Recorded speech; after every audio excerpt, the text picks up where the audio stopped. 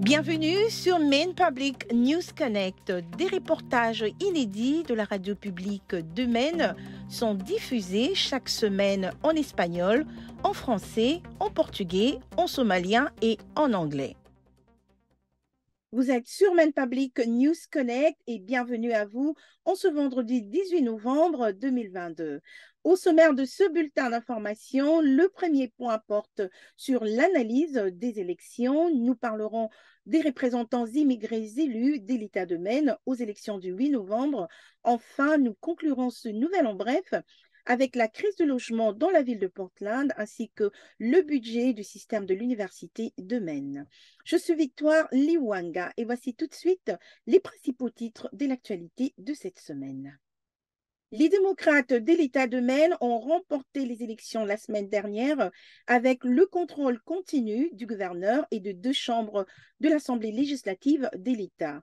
Le correspondant politique en chef de Maine Public, Steve Missler, a déclaré que la victoire des démocrates est intervenue malgré certaines spéculations selon lesquelles les républicains pourraient faire des gains au niveau de l'État cette année. Missler a déclaré que la question sur le droit à l'avortement pourrait être un facteur de motivation pour les électeurs démocrates après que la Cour suprême ait annulé le droit constitutionnel à l'avortement au cours de l'été. M. Missler a également déclaré que les efforts des républicains pour rendre les démocrates responsables de l'inflation des prix élevés et de l'énergie ne semblent pas susciter un soutien aux urnes. Mana Abdi et Deka Dalak sont entrées dans l'histoire en devenant les premières législatrices somaliennes américaines de l'État de Maine, mais elles ne sont pas les seules candidates immigrées à avoir remporté les élections la semaine dernière. Payus Ali, qui est conseiller municipal de la cité de Portland, est originaire du Ghana, a été réélu, tout comme Claude Raganje, qui est également conseiller municipal à la cité de Westbrook. Claude est originaire de la République démocratique du Congo.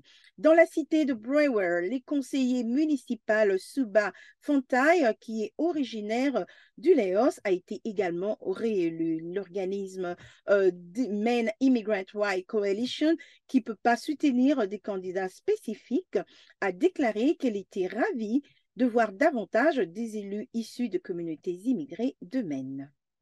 Les autorités de la ville de Portland craignent que la fin de l'aide fédérale à la location ne rende les choses encore plus difficiles pour la ville de fournir des logements aux demandeurs d'asile. Lors d'une réunion du conseil municipal le lundi, la directrice municipale par intérim, Danielle West, a déclaré que près de 900 ménages de Portland dépendent de l'aide au loyer d'urgence dont de nombreuses familles sont des familles de demandeurs d'asile. Christine Dawn, qui est la directrice de la santé et des services sociaux de la ville de Portland, a déclaré qu'environ 50 familles des demandeurs d'asile qui sont hébergés dans des hôtels ont reçu des avis d'expulsion à la fin de l'aide au loyer. Madame Doe a déclaré qu'elle est en train de demander au gouvernement de l'État d'intervenir pour une assistance coordonnée pour les demandeurs d'asile. Les responsables du système de l'Université de Maine affirment que la baisse des inscriptions pourrait entraîner des décisions budgétaires difficiles l'année prochaine. Le lundi dernier, l'université a approuvé des plans pour certains de ses campus afin d'utiliser l'aide fédérale et les fonds de réserve pour compenser la baisse des inscriptions cet automne. Mais certains responsables de l'université affirment que ces fonds supplémentaires sont limités et que les perspectives économiques de l'université sont incertaines, signalant que les inscriptions d'automne sont actuellement inférieures d'environ 5% à celles de l'année dernière. C'est par ici que nous concluons ce bulletin pour Maine Public News Connect. Je suis Victoire Liwanga. Merci d'avoir été avec nous et n'hésitez pas à aimer, à laisser un commentaire, à partager ce bulletin et n'hésitez pas à nous faire part de vos réflexions, vos idées et vos sujets d'information. Vous pouvez vous abonner à notre bulletin d'information ainsi qu'à nos groupes WhatsApp en utilisant le lien ci-dessous afin de recevoir des vidéos dans votre langue préférée. Merci encore de nous suivre. Je vous retrouve au prochain numéro. D'ici là, portez-vous bien et passez un excellent week-end. Maine Public News Connect est en partenariat avec des organismes exceptionnels de partout dans le Maine qui s'engagent à fournir un accès aux nouvelles et aux informations importantes pour tous. Nous tenons à remercier tout particulièrement les organismes suivants pour leur soutien et leurs efforts. Maine Immigrant Rights Coalition, Present Maine, les communautés congolaises et angolaises de Maine, Amjambo Africa, Catholic Charities of Maine, Greater Portland Immigrant Welcome Center, Portland Adult Education, Portland City Office of Economic Opportunities, Prosperity Maine, Maine Health Access Foundation, ainsi que l'organisme Maine Humanities Council.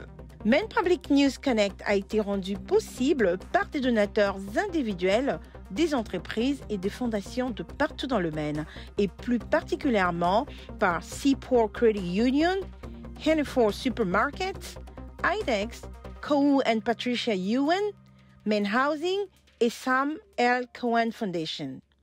Merci pour votre précieux soutien.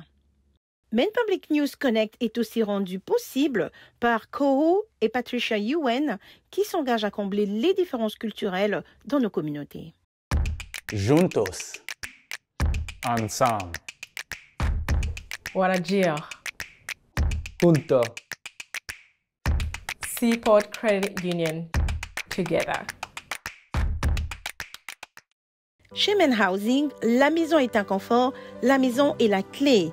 Maine Housing est là pour aider à rendre les maisons plus chaudes, plus sûres et plus abordables pour les habitants de Maine. Pour plus d'informations, visitez le site internet www.mainehousing.org pour une liste complète des services.